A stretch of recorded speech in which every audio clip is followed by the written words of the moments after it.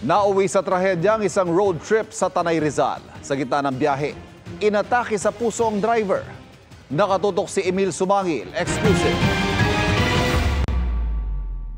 Walang malay ang driver at dalawang pasahero ng sasakyang ito nang matagpuan bandang 1:00 ng hapon kahapon sa Sampaloc Road, sakop ng Sitio Bayucan sa Tanay Rizal.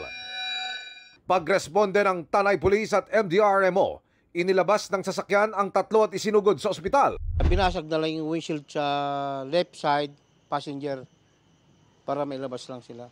Nadala itong persons involved sa Tanay General Hospital. Unfortunately, si driver dead on arrival. Base sa investigation ng ating investigator, wala naman na isang sugat yung driver. Walang matinding pinsala sa sasakyan maliban sa mga naiwang marka sa gulong at gilid nito resulta ng pagsadsad sa gutter. Batay sa investigasyon ng Tanay Police, posibleng inatake ang driver habang nagmamaneho.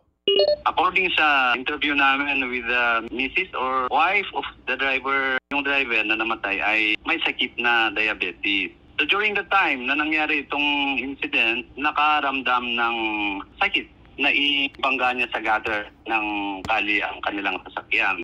Pero bakit naman wala ring malay ang dalawang pasahero? Tingin ng pulisya.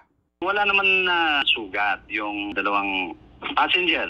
Opo. Pero hinimatay siguro sila sa biglaang insidente. Ninireview siguro sila. Nakauwi na ang dalawang pasaherong nahimatay. Ang nasawing driver naman nasa punerarya pa. Ayon sa Tanay Police, galing sa Cavite ang mga biktima. Magro-road trip sana sila sa Marilake Road at kakain sa restaurant na may overlooking view. Ayon sa Barangay Sampaloc, accident-prone ang bahagi ng kalsada sa Sitio Bayucan. Matatalim ang mga kurbada kaya kapag hindi kabisado ng driver, posibleng maaksidente ang motorista. Actually, pag weekend, ang daming turista na namamasyal dito sa municipality ng Tanay. I-prepare not only yung mga tao or turista na pupunta dito, pati rin yung sasakyan nila para maiwasan natin ang ganitong insidente. Para sa GMA Integrated News, Emil Sumangil, nakatutok 24 oras. Mga kapuso, patuloy na tumutok sa mga balita. Mag-subscribe sa GMA Integrated News sa YouTube. Sa mga kapuso abroad, samahan nyo kami sa GMA Pinoy TV at www.gmanews.tv.